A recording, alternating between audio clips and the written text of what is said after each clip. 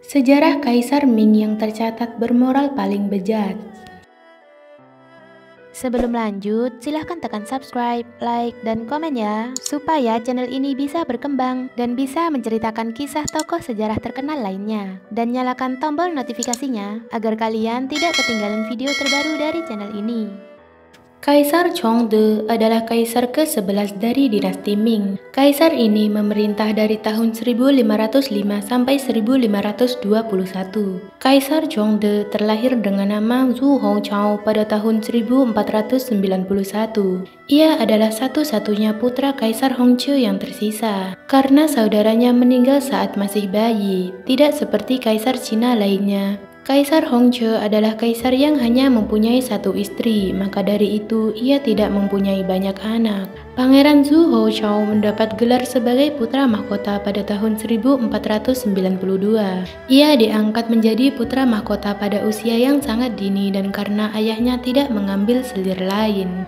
Pangeran Zhu Hongchao tidak harus bersaing dengan pangeran lain untuk mendapatkan tahta karena adik laki-laki satu-satunya meninggal saat masih bayi. Sang pangeran dididik secara menyeluruh di dalam istana kekaisaran dan ia sangat unggul dalam studinya. Banyak menteri berharap Pangeran Zhu Hongchao akan menjadi kaisar yang baik hati dan cerdas seperti ayahnya. Tapi kenyataan berkata lain. Tidak seperti ayahnya yang bijak, Pangeran Zhu Hongchao tercatat sebagai kaisar Ming yang bermoral paling bejat. Pangeran Zhu Hongchao naik tahta pada tahun 1505 sebagai Kaisar Chongde. Ia menikah dengan permaisurinya setelah ayahnya meninggal saat usianya masih 14 tahun dan menamai rezimnya Chongde yang berarti kebajikan yang benar atau perbaikan kebajikan. Namun sayangnya sepanjang pemerintahannya tidak ada kebajikan yang ia lakukan. Tidak seperti ayahnya, Kaisar Chongde tidak tertarik untuk memerintah ataupun tertarik pada permaisurinya dan mengabaikan sebagian besar urusan negara. Ia mempercayai pejabat-pejabat korup dan menyimpan banyak wanita di istana belakang. Kaisar Chongde banyak menghabiskan waktunya untuk bermain wanita. Merasa bosan dengan wanita-wanita di istananya, ia memerintahkan wanita-wanita dari Asia Barat dan Tengah dibawakan untuknya. Setelah merasa jenuh dengan mereka, ia memerintahkan wanita-wanita dari rumah pejabat-pejabatnya untuk dibawa kepadanya. Seorang pejabat bernama Maang mempunyai adik yang pandai menari dan menyanyi. Ia menceraikannya dari suaminya lalu mempersembahkannya pada Kaisar Chongde. Setelah itu, Maang segera dipromosikan. Kaisar Chongde yang juga suka minum alkohol juga sering berpesta di rumah Maang. Suatu ketika, ia tertarik dengan salah satu gundik Maang yang kemudian dipersembahkan juga kepadanya. Hal ini membuat dua saudara laki-laki Maang dipromosikan.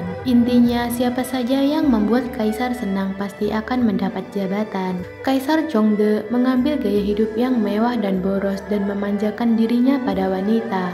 Ia sering keluar dari istananya dengan pakaian biasa ditemani Kasim dan pengawalnya untuk mencari wanita cantik. Dikatakan bahwa ia suka sering ke rumah bordil dan bahkan membuat istana yang disebut Paofang yang artinya kamar macan tutul di luar kota terlarang di Beijing, yang pada awalnya untuk menampung hewan-hewan eksotis seperti harimau dan macan tutul untuk hiburannya, kemudian digunakan untuk menampung wanita-wanita cantik untuk kesenangan pribadinya. Di Paofang jugalah ia bertemu dengan Wang Mangtang yang akan menjadi salah satu permaisuri favoritnya. Pada suatu kesempatan, ia dianiaya dengan parah saat berburu harimau dan tidak bisa muncul di pengadilan selama sebulan. Pada kesempatan lain, ia membakar istananya dengan menyimpan bubuk mesiu di halaman selama festival Lentera. Haremnya begitu penuh sehingga banyak wanita mati kelaparan karena kekurangan persediaan. Chongde mengadopsi 100 anak angkat yang semuanya diberi margacu. Melalui mereka, ia bertindak sewenang-wenang menyita tanah-tanah petani, memeras rakyat dan membangun banyak istana untuknya. Situasi politik pada masa itu sangat kacau karenanya. Selama berbulan-bulan pada suatu waktu, ia akan tinggal di luar kota terlarang atau bepergian ke seluruh negeri dengan pengeluaran besar yang dibayar dari pundi-pundi pemerintah Ming. Saat didesak untuk kembali ke istana dan mengurus urusan pemerintahan, Kaisar Chongde menolak untuk menerima semua menterinya dan mengabaikan semua petisi mereka. Kaisar Chongde mengabadikan dirinya sepenuhnya untuk mencari kesenangan. Ia mengandalkan Qasimnya untuk mendapatkan informasi tentang negara. Selama masa pemerintahannya, Kaisar Chongde terpesona oleh budaya dan orang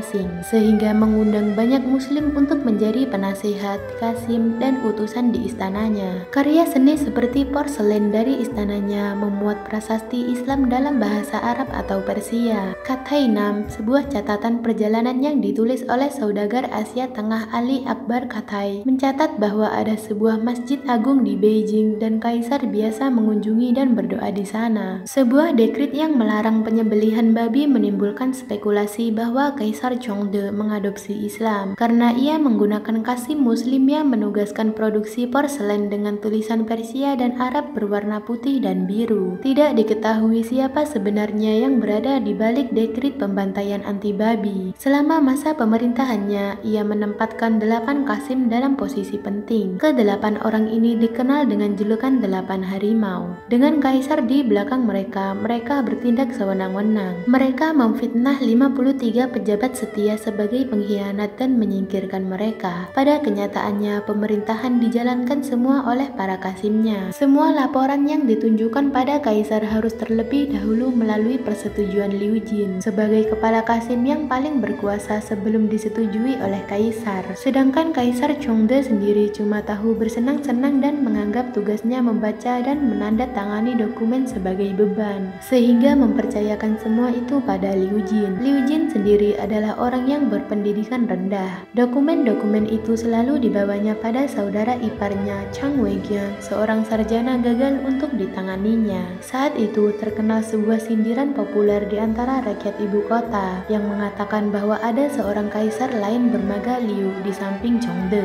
Korupsi merajalela, kantor-kantor publik diperjualbelikan, dan pajak yang berlebihan dibebankan kepada rakyat. Karena para Qasim yang mendominasi pemerintah, sebagian besar adalah orang utara provinsi selatan tidak memiliki perwakilan, dan situasi mereka sangat buruk. Pemberontakan sering terjadi di sana, dan orang-orang memilih menjadi bandit. Saat itu tersebar desas-desus tentang plot bahwa Liu Jin bermaksud untuk menghabisi kaisar dan menempatkan cucunya sendiri di atas tahta. Rencana Liu Jin pada akhirnya terungkap pada tahun 1510. Kaisar Chongde menyadari adanya korupsi dan rencana kudeta terhadap dirinya. Kemudian ia memerintahkan untuk mengeksekusi kepala Qasim Liu Jin yang rumahnya ditemukan ditumpuk dengan permata langka, emas, dan perak. Kaisar Chongde memerintahkan untuk mengeksekusi Liu Jin dengan proses pemotongan lambat selama 3 hari. Liu Jin menyerah dan meninggal pada hari kedua. Selain dikenal sebagai kaisar yang gila wanita, Kaisar Chongde juga dikenal dengan kekonyolannya. Suatu ketika ia pernah mengadakan inspeksi perbatasan di Tato. Saat itu 50.000 orang Tartar menyerbu perbatasan. Bersama pasukannya ia turut bertempur melawan mereka. Setelah melalui perjuangan yang berat, pasukan penyerbu itu pada akhirnya memang berhasil dihalau. Kaisar Chongde dan orang-orangnya hanya terlibat dalam pertempuran kecil dengan pasukan garis belakang musuh. Dalam pertempuran itu, 16 orang Tartar terbunuh sementara korban di kaisar mencapai ratusan. Kaisar Chongde merasa ia telah menang dengan gemilang. Ia kemudian menyombongkan diri pada para pejabatnya dan berkata sebagai berikut, "Tahukah kalian, aku telah menghabisi seorang prajurit musuh dengan tanganku sendiri."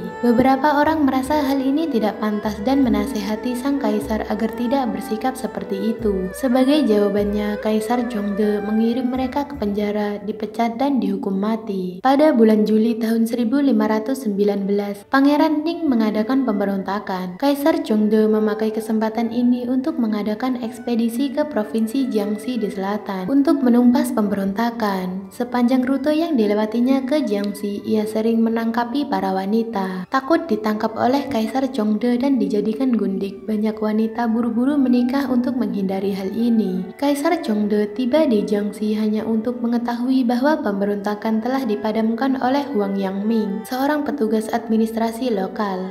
Frustasi karena tidak bisa memimpin pasukannya menuju kemenangan, penasehat Kaisar Chongde menyarankan agar mereka melepaskan Pangeran Ning kembali untuk menangkapnya lagi. Pada bulan Juli tahun 1521, Kaisar Chongde memerintahkan Pangeran Ning dieksekusi di Tongzhou. Peristiwa ini bahkan dicatat oleh kedutaan Portugis di Cina. Kaisar Chongde meninggal pada usia 29 tahun atau 31 tahun menurut perhitungan zaman Cina kuno saat itu. Tercatat bahwa ia mabuk saat berperahu di sebuah danau pada suatu hari di musim gugur tahun 1520.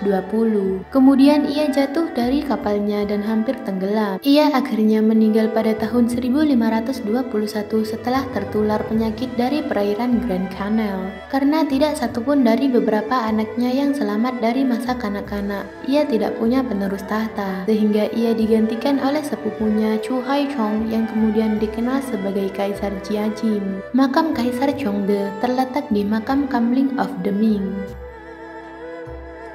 Terima kasih buat yang sudah menonton. Kalau kalian suka dengan video ini, silahkan tekan subscribe, like, dan komen ya. Dan komen di bawah pendapat kalian tentang video ini, supaya kita bisa sama-sama belajar. See you the next video.